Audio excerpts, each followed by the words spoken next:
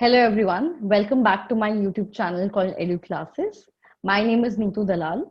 In today's video, we're going to talk about chapter 3 of class 12th NCERT, that is meeting life challenges. And in this video, we're going to cover some very important topics. We're going to see as to what is the nature, types and sources of stress, how and we'll also look at how a measure of stressful life events, then effects of stress on psychological functioning and health. This is the index and this is the topics that we cover in the complete chapter. Then we look at what is examination anxiety, what is stress and health, general adaptation syndrome, stress and immune system, lifestyles, how do we cope with stress, stress management techniques, promoting positive health and well-being. So these are some of the topics that we will cover during this unit. We will see as to what stress means, what are some of its major types, what are some of the major sources of stress in a person's life, and later in the chapter we will also try and understand as to how one can cope with stress in life. So getting in the video today, the first topic that we're going to cover is nature, types and sources of stress, right? So the first very important, whenever we are talking about some new concept, we always try to understand as to what it means, what is its nature, and what are some of the properties associated with the concept, right? So it starts by saying that all the challenges, problems, and difficult circumstances put us to feel stressed, right? We all know that as humans, we have many things, when many problems, many situations arising in our life. And some of those situations can be triggering, or some of those situations can be the ones which can put us in stressful situation, right? So whether for a student, it could be that, some important exam is coming. So it could be either pre-boards, boards, or some entrance exam that you've been preparing, very consciously for. So it could be an event which means and holds importance for you. And these problems or these events or these challenges, they basically make us feel stressed, right? So these could be some of the reasons why we are feeling stressed.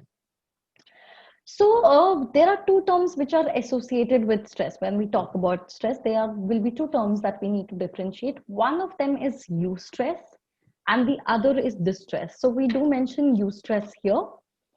Now, what is the difference between eustress and distress? So we believe that not all stress that we experience is bad for us, right? We need some amount of stress to perform better. So the amount of stress which is helping us in performing better is called eustress, which is a good stress. And we believe that if the stress gets too much high, and if we are feeling, if we are too stressed, then our performance reduces. And that kind of stress which is hindering our performance or which is deteriorating our performance is known as distress. So distress is the term that we hear very often, and most of us are aware of what distress means. But I also want to mention that eustress also exists, and it is a good stress which actually helps you and which works in our favor. Now you might be wondering as to how is that possible, because mostly when we talk about stress, we talk about situations where it is impacting us, right? Like I was saying, that high stress can produce unpleasant effects and cause our performance to deteriorate. So neither too much of stress nor too less of a stress is good for us. So we want a medium or moderate level of stress to perform at our optimum level, right? Why? Because high stress or too much of stress will lead us to become very anxious, and then we will not be able to perform better. On the other hand, little stress can lead to low motivation, right? If you're not stressed at all regarding an exam which is coming, you will not feel motivated. And that is why we often hear students or people saying in life that मेरे को तो बिल्कुल ही डर नहीं लग रहा, I'm not stressed at all. So that is not a good thing. You should feel a little bit of stress, because then you will prepare and you will be able to perform better, right? Not all stress is inherently bad or destructive. Like I mentioned, there is eustress, which is it's a term used to describe the level of stress that is good for you and is one of the person's best assets for achieving peak performance and managing minor crises. So if you are feeling eustress or a minimal amount of stress, that will actually help you in betterment of your performance, and you can achieve a lot with a little amount of stress. So not all stress that we experience is bad. On the other hand, we did mention that the other term, which is there apart from eustress is distress. This causes our body wear and tear, and this is the stress which causes us harm, right? When there is too much of stress, we that converts into distress, and this leads to a lot of physical symptoms, a lot of physical signs which hinder our performances, and this actually causes us to the body wear and tear. Basically what they want to say by wear and tear is that your body suffer the consequences of the stress that you're feeling, whether it is physical, psychological, cognitive. You will see the reaction of your stress on yourself. Now stress is the pattern of responses an organism make to stimulus event that disrupts the equilibrium and exceeds a person's ability to cope. So anything which stress is basically a way in which our body is responding to any event which is happening, and it disrupts the balance of our ability to cope, right? So if there's any situation which demands a certain level of skills, and if imagine I don't have that, so my state of balance or my state of peace will get disrupted, and this is in response this is our response to a situation that has arisen, right?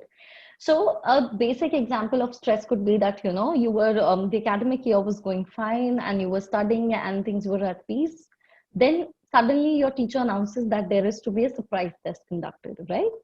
So now the stimulus is the surprise event, and the stress that you are feeling will be your response. The pattern of responses that you will be feeling will be stress. So for example, you will be able to manage, you will have to manage your time schedule, you will have to see how you will prepare. All of this reaction, if you don't have the skills, can lead to stress, right?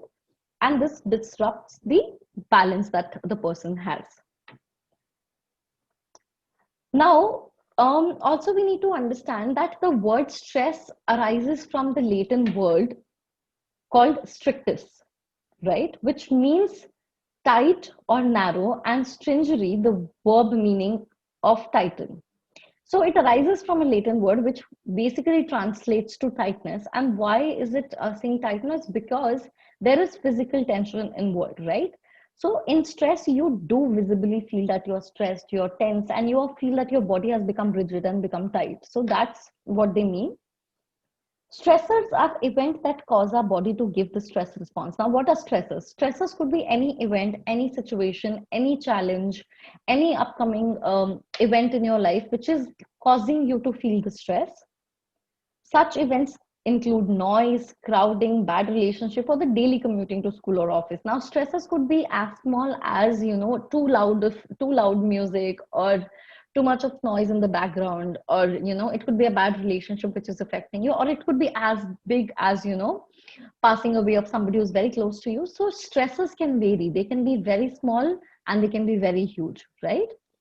Now the reaction to these external stress is called strain. So when the stressor is coming from the environment and you're responding to that this is known as strain, right? Now this is a diagram of way of representing as to how things are working. So the cause is an external or internal stressor. Basically, how does the process start? There is an internal or external stressor which is coming. So there's an event, whether it's a marriage that you have to prepare for, or you have to see what you have to wear, or it is an exam. So it basically starts with a stimuli or an external or an internal event. Then comes the stage of internal state, biological or physical reaction leading to stress response. So something has happened, some event has arisen. How you're responding to it will lead to the stress response. If you have the capacity to cope with it, it will not lead to stress. But if you don't have the required capacity or capabilities to deal with whatever event has arisen, it will lead to the result, which is a challenge, right? Now, why am I saying that if you have the capacity or the capability to deal with it, it will not lead with stress? I'll give you two examples. So for example, suppose now, let's take the example of an exam.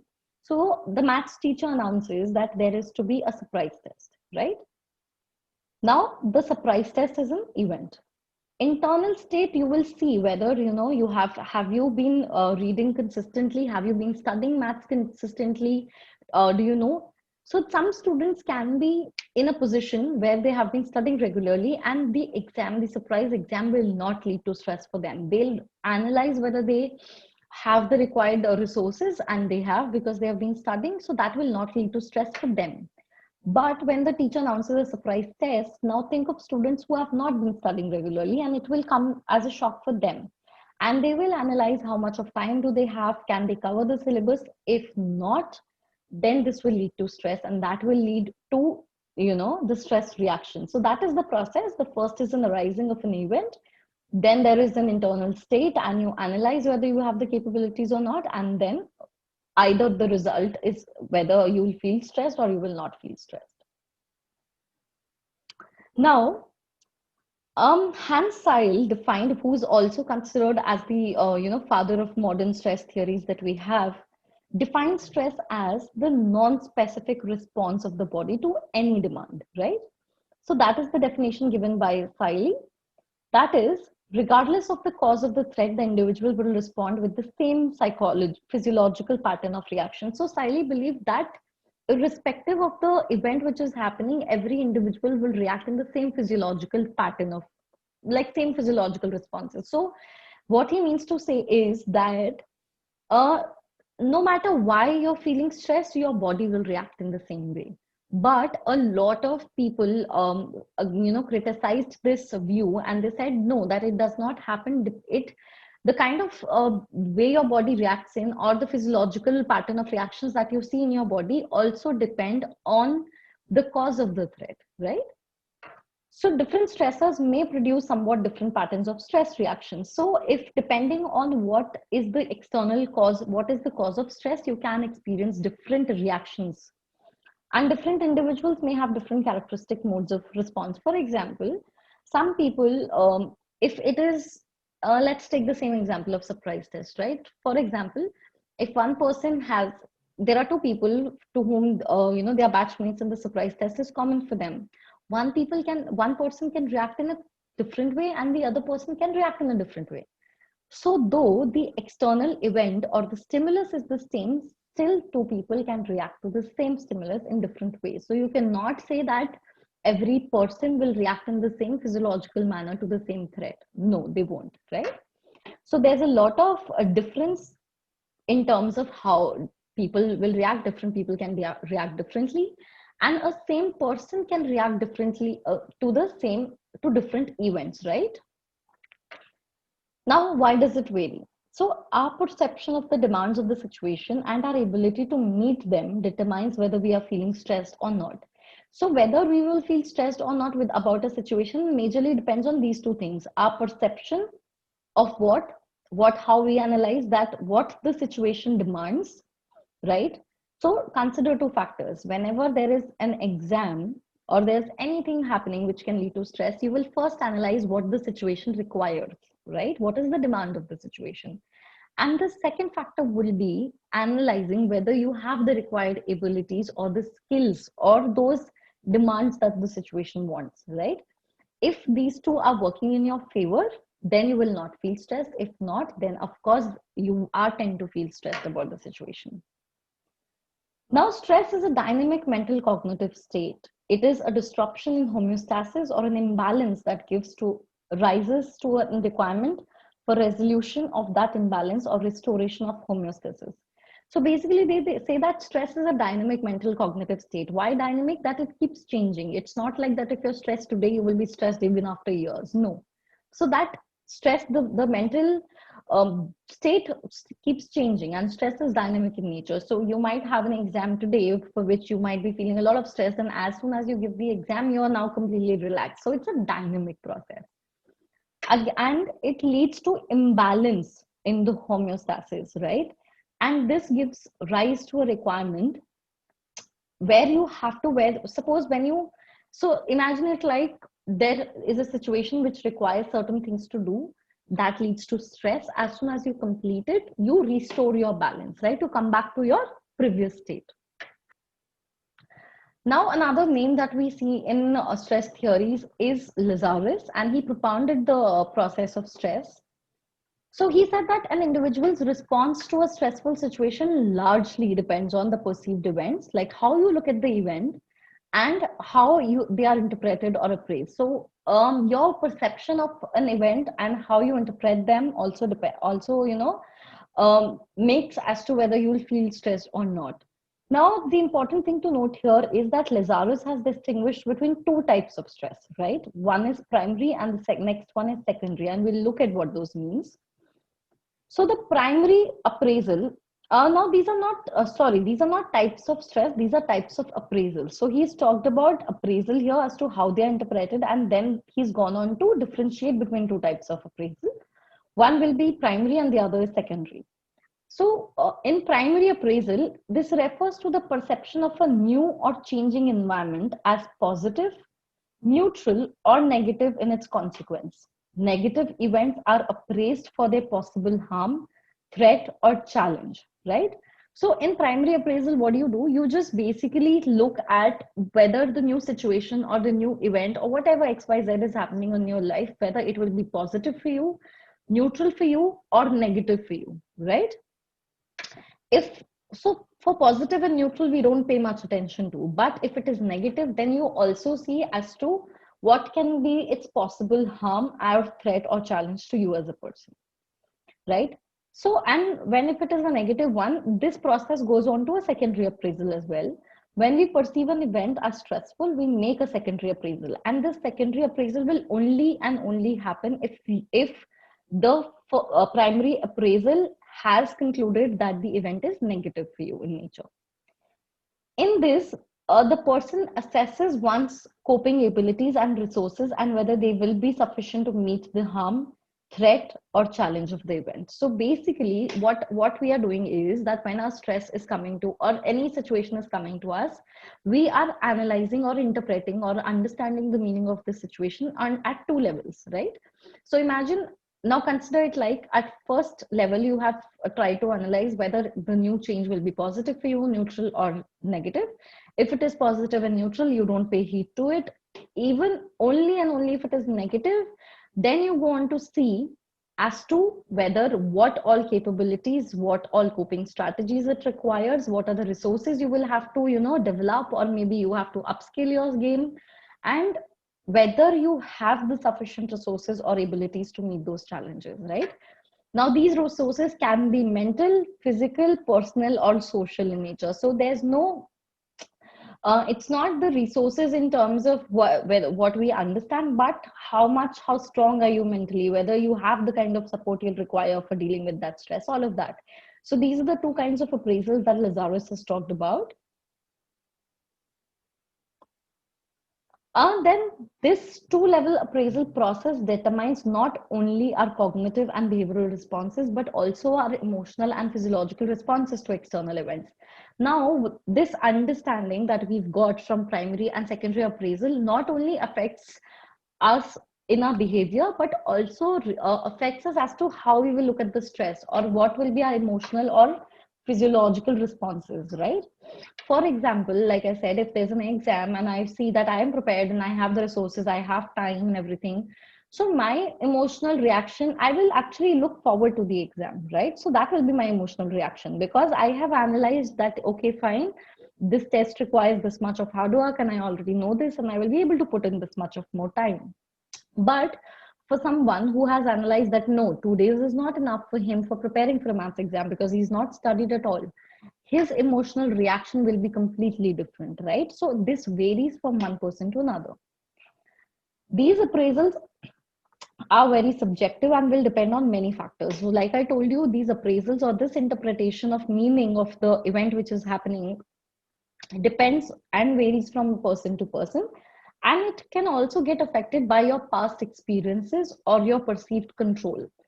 So now, how are these appraisals dependent on these two factors, past experience and perceived control?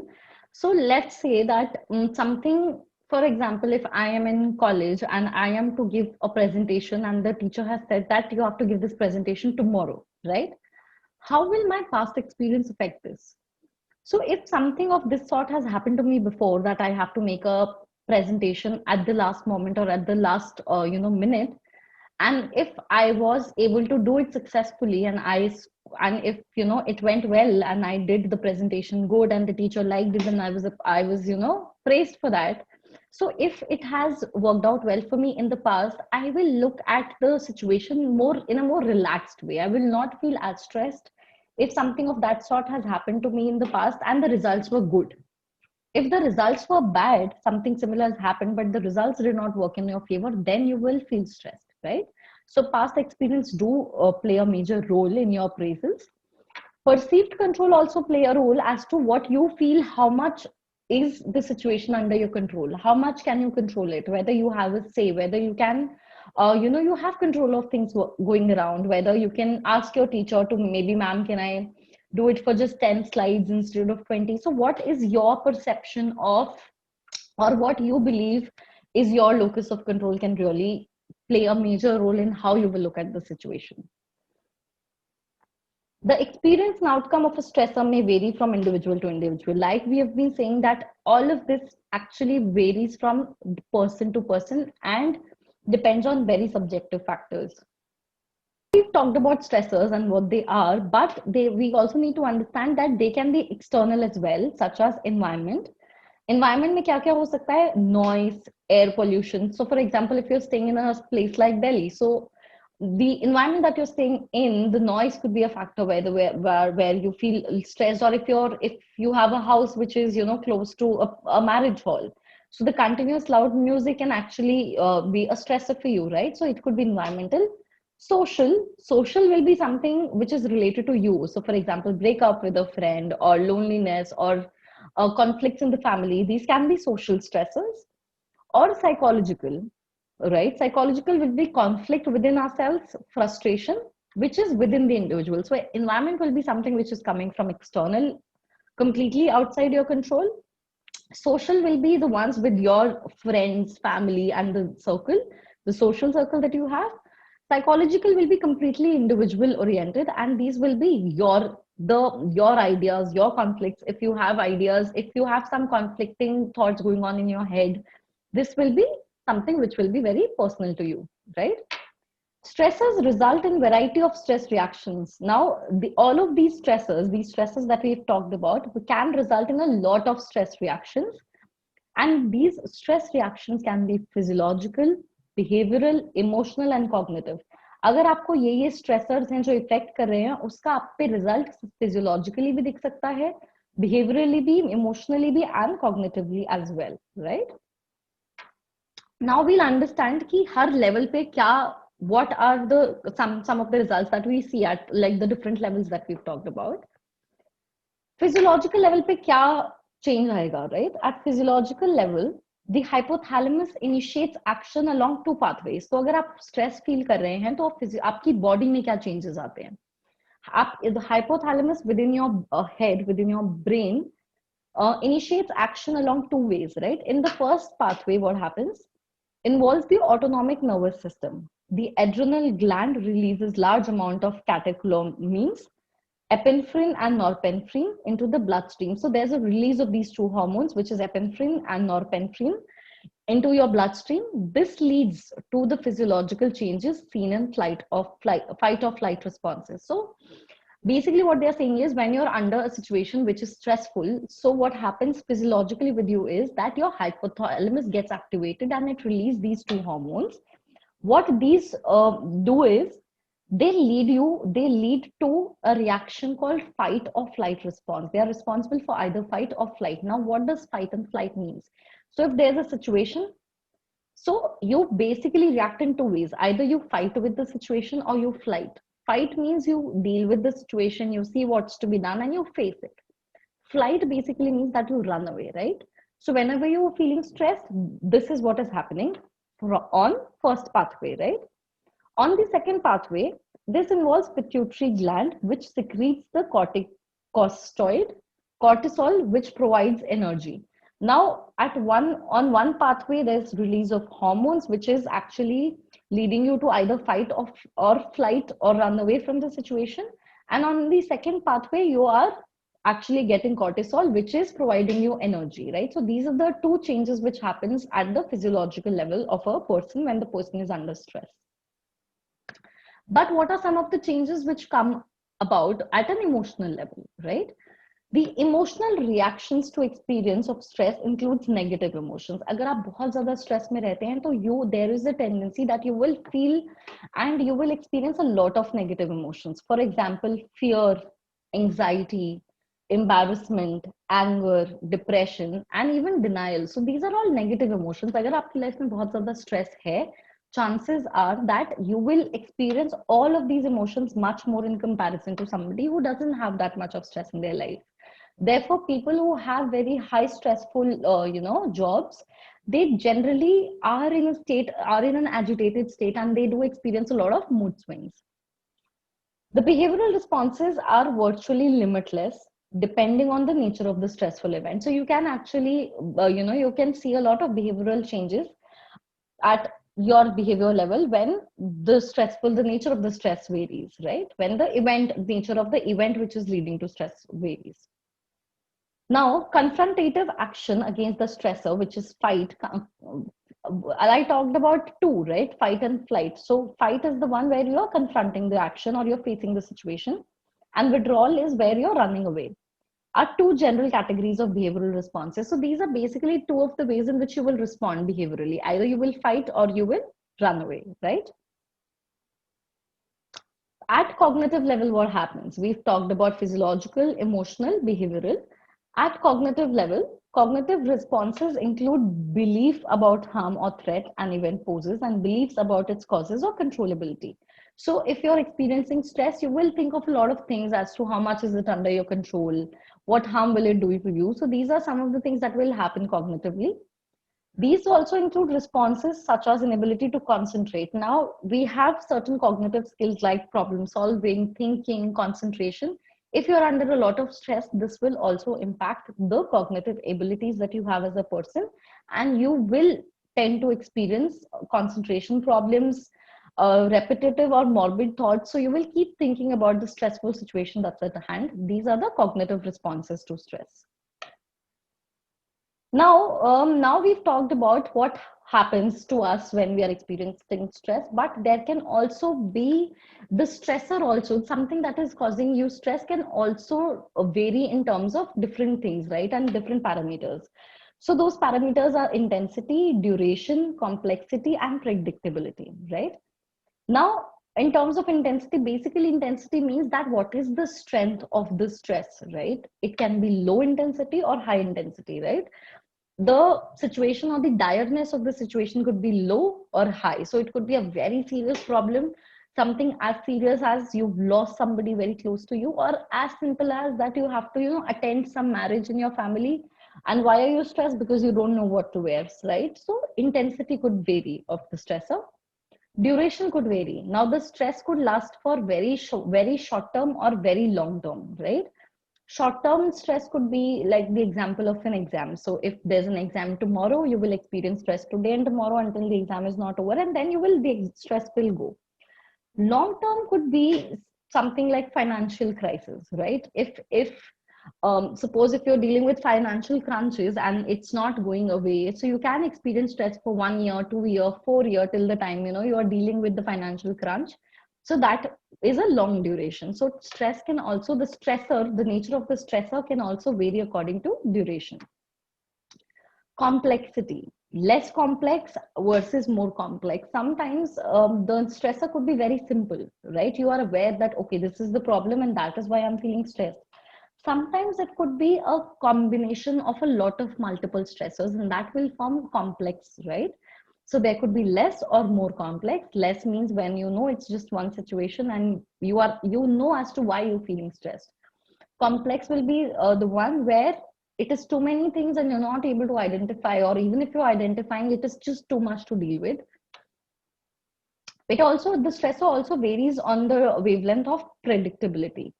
So there are some stressors which are unexpected and you will not be expecting that like just a sudden business loss for somebody, right?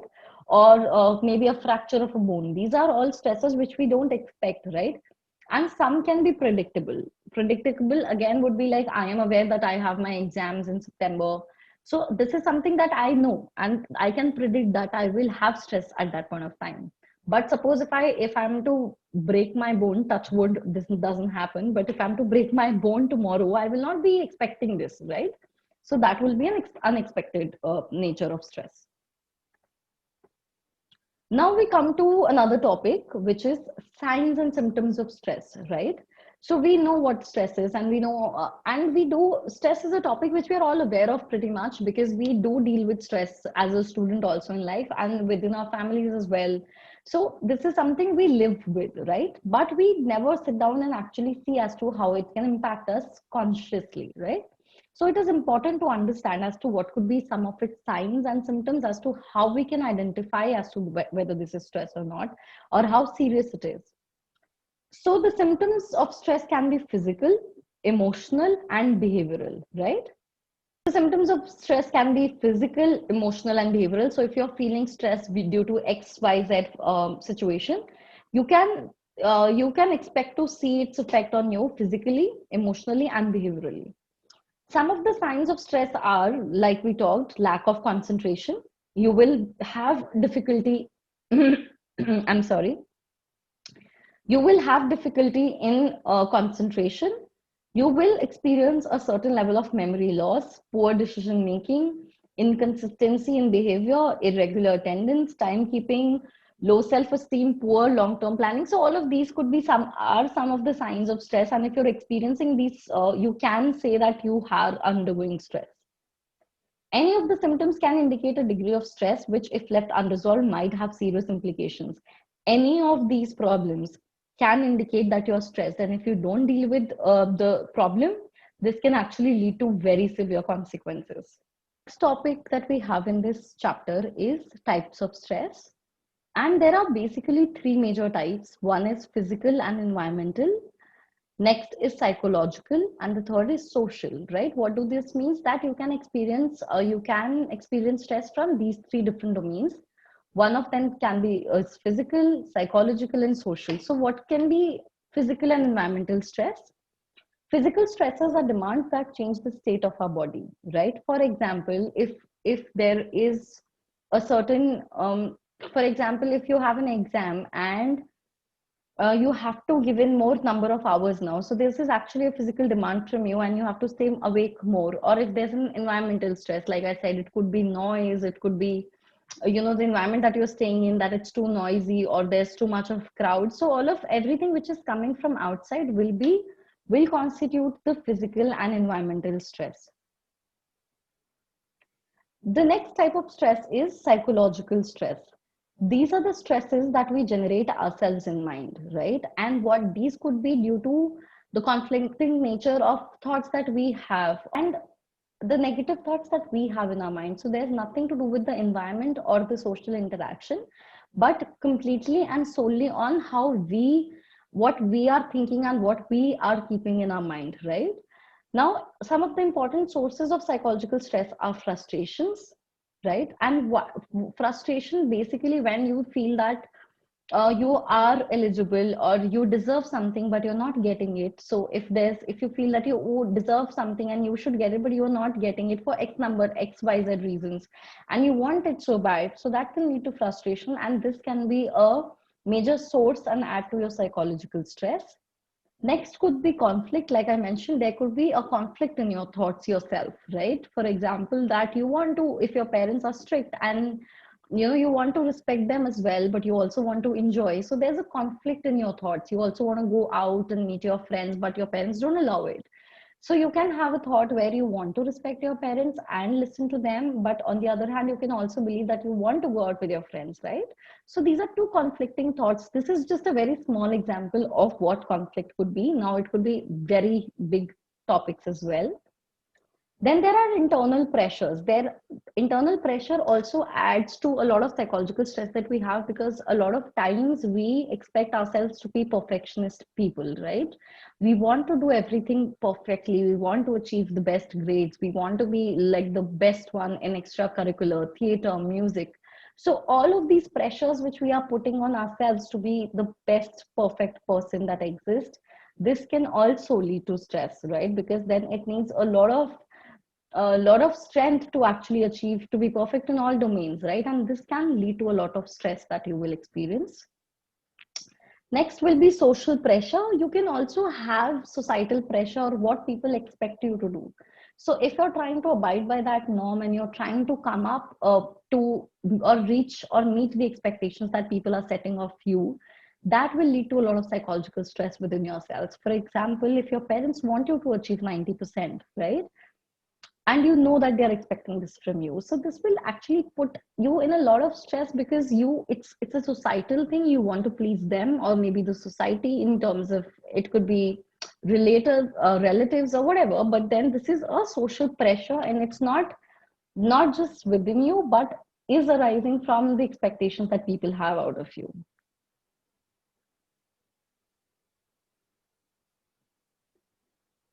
Then the third type of stress is social stress. This is induced externally and result from our interaction with other people, right? So this could be due to this arises basically when there's somebody else also involved. So it could be a friend, it could be a partner. So if there's a fight or if there's a conflict, there's a breakup, this will lead to social stress. Social events like death or illness in the family, strained relationships, trouble with neighbors are some examples of these social stresses.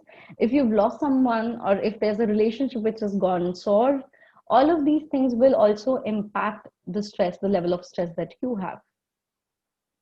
This vary widely from person to person, right? Now, for example, if there's a fight with a friend, one person can actually take a lot of stress, and the on the other hand, someone can might not even just consider it or might not care that much. So this completely varies from one person to another, and depending on what kind of a personality do you have, this will impact you to that great extent. um Now, where do these stress arises from? What are some of the sources of stress? So, a wide range of events and conditions can generate stress. Some of the examples are the three basic major, sources would be life events. So, if there's something happening in our life, whether we are moving houses or you're getting married, or it's anything which is a big life event in your life. For example, getting a new job or getting married or moving into a new house.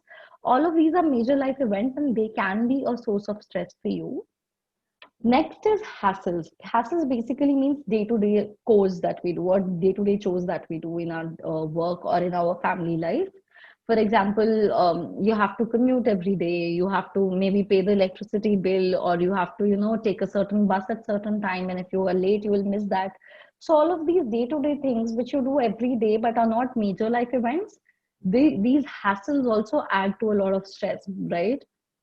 Then there are traumatic events. Now, traumatic events are completely something which is very painful, and something, for example, traumatic events would also include events like, maybe if you've experienced an earthquake, or if you were in some landslide, or if you've experienced you were a part of a bomb blast, or anything which is really, really traumatic, right? That will also add to your stress. Not just add, it will be a major source of your stress, right? So these are the three most popular sources of stress. There are many more, but most of the ones that we have, we can classify them into as life events, hassles, or traumatic events. Now, in this topic, which is effects of stress on psychological functioning and health, we will see as there are four major effects of stress. So, a lot of attention, a lot of focus in the chapter has been paid on how the stress is affecting or impacting us as individuals. It impacts us emotionally, physiologically, cognitively, and behaviorally. We have touched upon this briefly prior as well in this video, but we look at this in more detail now. Emotional effects. So, what are some of the emotional effects that we experience due to result? Those who suffer from stress are far more likely to experience mood swings and show erratic behavior that may alienate them from family and friends. So, somebody who is experiencing stress will have a lot of mood swings and a lot of anxiety and a lot of irritative behavior, which again will harm their relationships, and that again will lead to stress. So, it's like a vicious cycle. This can also lead to decreasing confidence or leading to more serious emotional problems, right? Because emotional, now imagine you are experiencing n number of mood swings. This actually complicates a lot of things, and it will lead to further emotional problems that you will experience. Examples of emotional effects would be feeling of anxiety and depression, increased physical tension, increased psychological tension, and mood swings. Now, stress also impacts us physiologically very much, right? It leads to, like we've talked earlier, it leads to the increase in production of certain hormones like adrenaline and cortisol. These hormones produce marked changes in heart rate, blood pressures, and metabolism and physical activity because we've talked like stress. When you are experiencing stress, certain hormones are being released in your bloodstreams. If this stress goes on for a long duration, these hormones can have negative impact on our body, and they can actually lead to marked changes in our heart rate, blood pressure, and physical activity. This can be extremely damaging to the body in the long term effects, right? So if it's a stress which is just for 1 day or 2 day, these hormones actually help you overcome those because it helps you in coping with whatever the problem is. But if this goes on for a long duration, then these hormones which were actually helping you earlier now start impacting your body physically. Next is cognitive effects. So how does stress affect us cognitively? If pressure due to stress continues, one may suffer from mental overload. Now imagine one often feels that if we have exams back to back, back to back, back to back, and there is no like optimum gap between two exams, then you do tend to feel mental overload where you feel that now you can't your brain is mentally is like overload, or it's like a burden of things, and now you can't deal with whatever is going on, and it's too much of things to deal with at one time. This suffering from high level of stress can rapidly cause individual to lose their ability to make sound decisions. Often we realize that when people are stressed, they make the worst decisions of their life, right? Why? Because this impacts the cognitive ability of a person. Therefore, they say that one should not take a major and important life decisions when you're under pressure or you're stressed. Faulty decisions made at home, in career, or at workplace may lead to arguments, failure, financial loss, or even loss of jobs, right? So when you're stressed, or if your boss is shouting at you, or if your ma'am or your teacher is shouting at you, and you take a decision of either exiting from the job or you take an action, so basically these are decisions which don't usually go into your favor, right? So cognitive effects of stress are poor concentration and reduced short-term memory capacity. It also, a lot of stress also leads to memory loss, and you're not able to concentrate in the long term. Behavioral effects. So we also know that stress very evidently affects our behavior. And this can be shown in the form of eating less nutritional food. We know that people do a lot of stress eating. So you'll see that people who are stressed eat a lot of chocolates, a lot of chips, and if you have an exam, you keep munching on fat food, right? Why that happens? Because a lot of stress leads to eating less nutritional food, and it increases the intake of stimulants such as caffeine, excessive consumption of cigarettes, alcohol, and other drugs. So, a lot of people who experience a lot of stress tend to eat a lot of or tend to consume a lot of either tea, coffee, or alcohol, cigarette, or they basically indulge in stress eating. Tranquilizers can be addictive and have side effects such as loss of concentration, poor coordination, and dizziness. So, if you are doing drugs, and if you are in the process where you are in the consumption of extra substances, this can lead to a lot of other multiple symptoms. Some of the typical behavioral effects of stress are disrupted sleep pattern, increased absenteeism, and reduced work performance. So some of the major ways in which you see that your behavior has been affected is the quality of your sleep will decline. You will not have good sound sleep. There will be increased absenteeism. You will not attend a lot of things. Whether you will, if it is school, you will be tend to be a lot. You will have tend to miss out on school, or there will be a lot of absent in your organization or your workplace. So we've covered some very important topics in this chapter, which that is nature of stress, its definition, what are some of the major types, the sources, what are some of the signs and symptoms, and how it impacts us. So this will be part one of this video. We will be coming up with further part 2 and 3 if the need be. So stay tuned for that. If you like the video that we are making, kindly give it a thumbs up and like and share and subscribe. Share amongst your friends who are studying the same chapter or studying in the same class as you for better understanding. Give us a like. That is one thing that really helps us in and keeps us motivated in making more such videos. We intend to cover all the chapters of class 12th as we go on along this process, and as but in the meantime, if you have any suggestions or any topics that you would want us to cover in far more detail, then do drop us a comment and tell us. In case you want the notes of the PPT that we are referring to, you can comment your email ID below and we will make sure that these notes reaches you. For people who've already given me their mail IDs on prior videos, they might not do it again because I will be sending them these notes anyway, right? But thank you so much for everybody who's been motivating us and watching our content and for your lovely comments. We do read them and it makes us immensely happy. So keep supporting. Thank you so much. And I'll see you again in the upcoming videos. Thank you.